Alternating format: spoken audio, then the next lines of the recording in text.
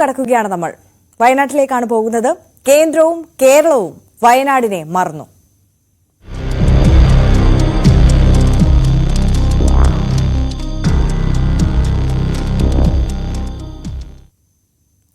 വയനാട് ദുരന്തം ദേശീയ ദുരന്തമായി പ്രഖ്യാപിക്കുമെന്ന് കേരളം കാത്തിരിപ്പ് തുടങ്ങിയിട്ട് 4 മാസം പിന്നിടുകയാണ്.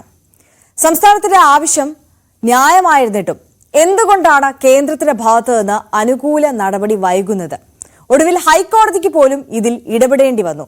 വയനാട് വിഷയത്തിൽ ഇതുവരെ തീരുമാനമായില്ലെന്ന വിശദീകരണത്തിൽ ഹൈക്കോടതിയിൽ നിന്ന് കേന്ദ്ര സർക്കാരിന് രൂക്ഷ വിമർശനവും ഏൽക്കേണ്ടി വന്നു. കോടതി ഇടപെടലിൽ മാത്രമാണ് ഇനി കേരളത്തിന്റെ പ്രതീക്ഷ. വയനാട് ദുരന്തത്തിൽ പുനരധിവാസം വൈകുന്നതിൽ ഹൈക്കോടതി സ്വമേധയാ കേസെടുത്തതിൽ തുടങ്ങിയതാണ് വാദപ്രതിവാദങ്ങൾ. വയനാടിന് മാത്രമായ ഒരു പാക്കേജാണ് സംസ്ഥാനത്തിന്റെ ആവശ്യം. എന്നാൽ സംസ്ഥാനത്തിന് ഒട്ടാകെ നൽകിയിരിക്കുന്ന ദുരിതാശ്വാസ പാക്കേജിന്റെ കണക്കാണ് കേന്ദ്രം പറയുന്നത്. കേരളത്തിന് കേന്ദ്രം സാമ്പത്തിക ഉപരോധം പ്രഖ്യാപിക്കുകയാണെന്ന വാദവും സംസ്ഥാനം ഉയർത്തി. ഇതിന് കേന്ദ്രം നൽകിയ മറുപടി ഇങ്ങനെ: സംസ്ഥാനത്തിന് SDRF പ്രവർത്തനങ്ങൾക്കായി 2024-25 സാമ്പത്തിക വർഷത്തിലേക്ക് 388 കോടി രൂപ അനുവദിച്ചിട്ടുണ്ട്. ഇതിൽ 291 കോടി കേന്ദ്ര സർക്കാരിന്റെ ഫണ്ടിൽ നിന്നുള്ളതാണ്. ആദ്യ ഗഡുവായ 145.6 കോടി രൂപ ഓഗസ്റ്റ് 31 സംസ്ഥാനത്തിന് നൽകിയിരുന്നു.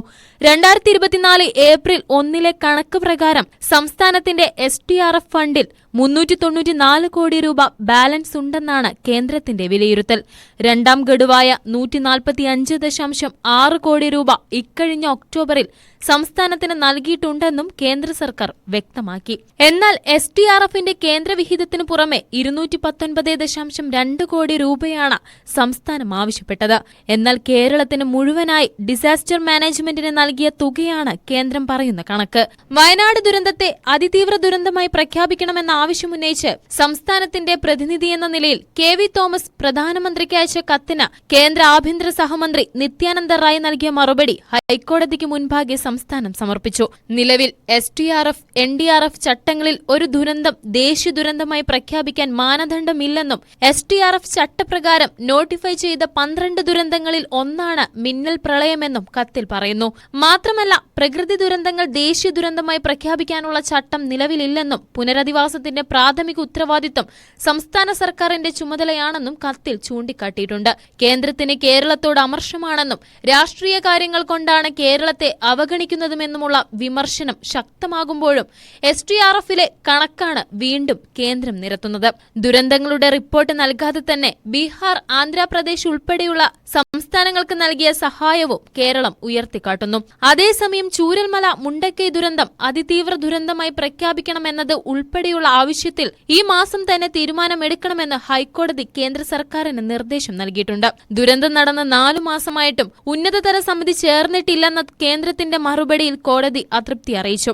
വിഷയത്തിൽ കേന്ദ്രത്തിന് സമയപരിധി നിശ്ചയിക്കണമെന്ന അമിക്കസ് ക്യൂറിയുടെ നിർദ്ദേശത്തിന്റെ അടിസ്ഥാനത്തിൽ ഈ മാസം 30-നുള്ളിൽ തീരുമാനം അറിയിക്കണമെന്നും കോടതി നിർദ്ദേശിച്ചു. കേരളത്തിന് പുനരധിവാസം ഉൾപ്പെടെ പൂർത്തിയാക്കേണ്ടതുണ്ടെന്നും ദുരന്തബാധിതരുടെ വായ്പകൾ എഴുതിത്തള്ളുന്നതുപോലുള്ള കാര്യങ്ങൾ അറിയണമെങ്കിൽ ദുരന്തം ഏത് വിഭാഗത്തിലാണ് ഉൾപ്പെടുത്തുന്നത് എന്ന് വ്യക്തമാക്കണമെന്നും കോടതി അഭിപ്രായപ്പെട്ടു. ന്യൂസ് 18 കൊച്ചി. ദുരന്തശേഷം മുണ്ടക്കൈ മേഖലയിൽ ആദ്യം പ്രവർത്തനം തുടങ്ങിയത് ഹാരിസൺസ് മലയാളം പ്ലാന്റേഷന്റെ സെന്റിനൽ റോക്ക് ടീ എസ്റ്റേറ്റ് ആണ്. മുൻപ് 24 മണിക്കൂറും പ്രവർത്തിച്ചിരുന്ന ഫാക്ടറി ഇപ്പോൾ പ്രവർത്തിക്കുന്നില്ലെങ്കിലും ഉച്ചവരെ തേയിലത്തോട്ടത്തിൽ തൊഴിലാളികൾ ജോലിക്കെത്തുന്നുണ്ട്. ദുരന്തത്തിൽ സർവവും നഷ്ടമായ ഈ മേഖലയിലുള്ളവർക്ക് എസ്റ്റേറ്റ് വീണ്ടും പ്രവർത്തനം തുടങ്ങിയത് എല്ലാം മറന്ന് മുന്നോട്ടു പോകുവാൻ വഴിയൊരുക്കുകയാണ്. കുറേ കുടുംബങ്ങൾ കുറേ പോയി. പിന്നെ എൻ്റെ ആങ്ങള, ഭാര്യ, മോള് അവര് പോയി. ജോലിക്ക് വരുമ്പോ പ്രയാസമുണ്ട്. പക്ഷെ നമുക്ക് ജീവിച്ചല്ലേ പറ്റുള്ളൂ. പിന്നെ 32 ആള് ഞങ്ങളെ കൂടെ ജോലി ചെയ്യണോല് പോയി. ഒരാഴ്ച ആയിട്ടുള്ളൂ. അതുവരെ വന്നിട്ടുണ്ടായിരുന്നില്ല. പിന്നെ ജീവിക്കണ്ടേ, അതുകൊണ്ട് വരികയാണ്. ഇന്നലെ മഴ പെയ്തപ്പോ പേടിയായിരുന്നു. ഇനി എന്താകുമോ, 8 പൊട്ടും പറയുന്നുണ്ട്. അപ്പോൾ ആ 8 പൊട്ടിയാൽ ഞങ്ങളെ വീടും എല്ലാം പോകും, മൊത്തം ടൗണേ ഉണ്ടാവില്ല. അങ്ങനെയൊക്കെയാണ്. പേടിച്ചിട്ടാണ് ഇരിക്കുന്നത്. ഇതന്നെ ഉള്ളോ, വേറെ ഒരു വഴിയില്ല ഞങ്ങൾക്ക്. 41 പേരെയാണ് ഉരുൾപൊട്ടൽ ദുരന്തത്തിൽ സെന്റിനൽ റോക്ക് എസ്റ്റേറ്റിന് നഷ്ടമായത്. സെപ്റ്റംബർ 17-നാണ് എസ്റ്റേറ്റ് ഭാഗികമായി വീണ്ടും പ്രവർത്തനം തുടങ്ങിയത്. മുൻപ് രാവിലെ മുതൽ വൈകുന്നേരം വരെ തേയില നുള്ളുമായിരുന്നെങ്കിൽ ഇപ്പോൾ ഉച്ചവരെ മാത്രമാണ് ഈ പ്രവൃത്തി.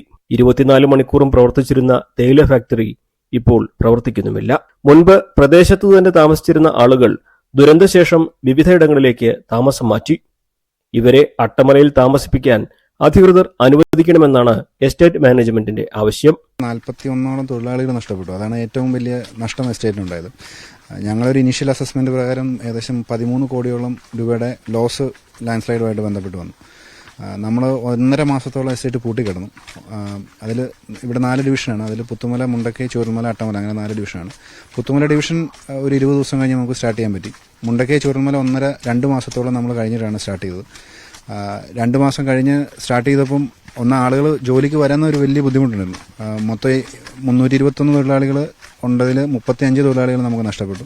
ബാക്കി 286 തൊഴിലാളികൾ ഉണ്ടായിരുന്നതിൽ ഫസ്റ്റ് ദിവസം ജോലി സ്റ്റാർട്ട് ചെയ്തപ്പോൾ ഒരു 30 പേര് 40 പേരൊക്കെയാണ് ജോലിക്ക് വന്നത്. പതുക്കെ ഇപ്പം നമ്മൾ റിക്കവർ ചെയ്തു. ഇപ്പം ഞങ്ങൾക്ക് ഒരു 65% മുതൽ 70% വരെ തൊഴിലാളികൾ ഡെയിലി ബേസിസിൽ ജോലിക്ക് വരുന്ന ഒരു സിറ്റുവേഷനിലേക്ക് എത്തി. പക്ഷേ ഈ ആളുകളെ വെച്ച് എസ്റ്റേറ്റ് ഓടിക്കുക ഇപ്പം നിലവിൽ ബുദ്ധിമുട്ടാണ്. ഞങ്ങളിപ്പം തമിഴ്നാട്ടിൽ നിന്നുള്ള ആളുകളെയും കോൺട്രാക്ട് ആളുകളെയൊക്കെ വെച്ചിട്ടാണ് ഇപ്പം മാനേജ് ചെയ്യുന്നത്. ഇവിടെ ഈ പ്ലാന്റേഷന് പുറമെ ഫാക്ടറി ഉണ്ടല്ലോ, ഫാക്ടറി പറഞ്ഞെടുക്കണം. ഇൻസിഡന്റിന് ശേഷം ഫാക്ടറി അടഞ്ഞെടുക്കണം. കാരണം ഞങ്ങൾക്ക് ഇവിടെ വരുന്നതിന് റെസ്ട്രിക്ഷൻസ് ഉണ്ട്. ഇവിടെ വന്ന് ഓപ്പറേഷൻസ് കഴിഞ്ഞ് വൈകുന്നേരത്തിനുള്ളിൽ ഇവിടെ തിരിച്ച് ഇറങ്ങണം എന്നുള്ളൊരു നിബന്ധന പ്രകാരമാണ് നമ്മളിപ്പം ഓപ്പറേറ്റ് ചെയ്യുന്നത്. ദുരന്തശേഷം എല്ലാവരും മാനസികമായി തകർന്ന അവസ്ഥയിലാണ്.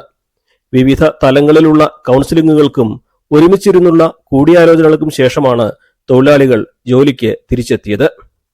എല്ലാവരെയും ചേർത്തുപിടിച്ച് മുന്നോട്ടു പോകുമെന്ന് എസ്റ്റേറ്റ് മാനേജ്മെന്റ് പറയുന്നു. എല്ലാവരെയും കൂടെ വിളിച്ചൊരു ഗെറ്റ് ടുഗദർ വെച്ച് എല്ലാവർക്കും കാണാനുള്ള ഒരു അവസരം ഉണ്ടായി കൊടുത്തു.